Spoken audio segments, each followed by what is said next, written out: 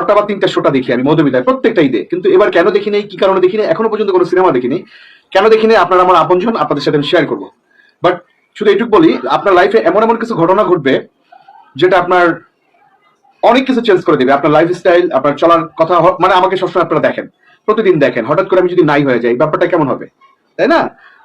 আমার সম্বন্ধে আপনারা যতটুকু যা জানেন, হঠাৎ করে যদি দেখেন যে ওটা নাই, তো একটু ধাক্কা খাবেন না? তো ঠিক এই ধরনের একটা ঘটনা ঘটছে ঈদে, আপনাদের সাথে আমি শেয়ার করবো কোনো না কোনো মুহূর্তে, আপনারা যদি ধরতে পারেন ধরবেন। বাট এমন একটা ঘটনা ঘটছে যে ঘটনা আপনি অনেকটাই চেঞ্জ হয়ে যাবেন, আপনি মেন্টালি, মানসিকভাবে, বিভিন্নভাবে চেঞ্জ হতে পারেন, আপনি আপনার ক্যারিয়ারে চেঞ্জ হয়ে যেতে পারে। এই ধরনের একটা ঘটনা ঘটছে আমার সাথে এই দে। আরেকটা কথা বলি, কিছু কিছু মানুষ আছে না একটু বেয়াদব টাইপের, প্রত্যেকটা জায়গায় কিন্তু বেয়াদব টাইপের আছে। প্রত্যেকের পেজে নিচে দেখবেন 50-100টা কমেন্ট আসলে তার ভিতরে 20টা খুব বাজে কমেন্ট আসে। আমি চাই আমার পেজে বা আমার ইউটিউবে একটা বাজে কমেন্ট আসবে না, একটা বাজে লোক থাকতে পারবে না। হ্যাঁ, আমার যদি কোনো ভুল হয়ে থাকে, আমি যদি কোনো বেয়াদবের মতো কথা বলে থাকি, বা আমি যদি কোনো পচা কথা বলে থাকি, সেটা গঠনমূলক সমালোচনা হবে, বাট কোনো অবস্থাতে আজে বাজে কথা হবে না।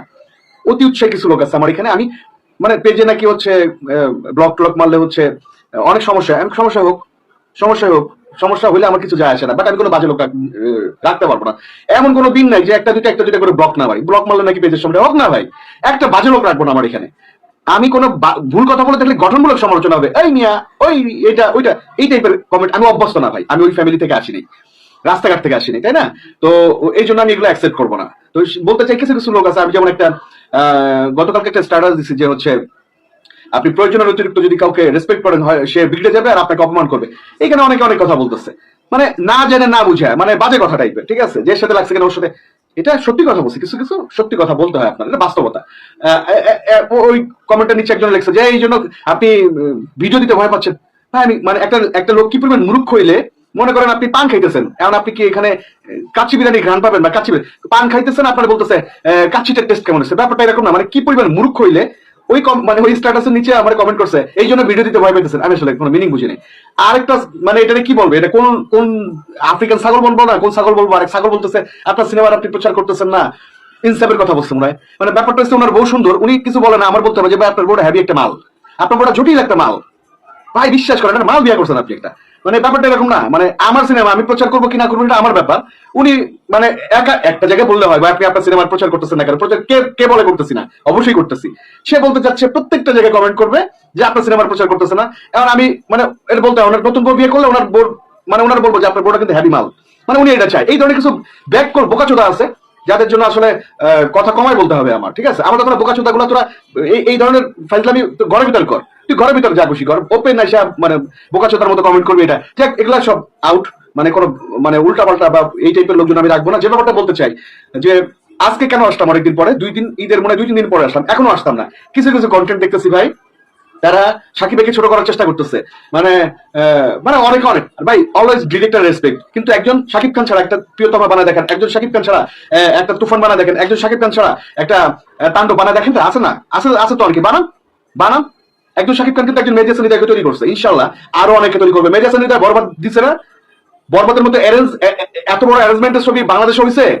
মেহেদী হাসান হৃদয়ের পরের সিনেমা কি হয় খালি একটু দেখবেন। আমি তাণ্ডব এখনো দেখি নাই, এই জন্য তাণ্ডব নিয়ে কোনো কমেন্ট করতে চাচ্ছি না, ঠিক আছে? আর তুফান কি হয়েছে আপনারা সবাই দেখছেন, আমি আবার নতুন করে কিছু বলতে চাই না। বাট একজন মেহেদী হাসান হৃদয় তৈরি করছে কি শাকিব খান, আরো 2-4টা মেহেদী হাসান হৃদয় শাকিব খানই তৈরি করবে। করেন না আপনারা, অনেকেই তো আছে, তাই এদের নিয়ে একজন শাকিব খান বানান না। হ্যাঁ, একটা প্রিয়তমা বানান, একটা তুফান বানান, একটা তাণ্ডব বানান, একটা কিছু বানান ভাই। শাকিব খানকে ছোট করে কথা বলবেন, এটা আমি চোখ বন্ধ করে, মানে আমি মুখ বন্ধ করে সহ্য করবো, এটা আমি হতে দিব না।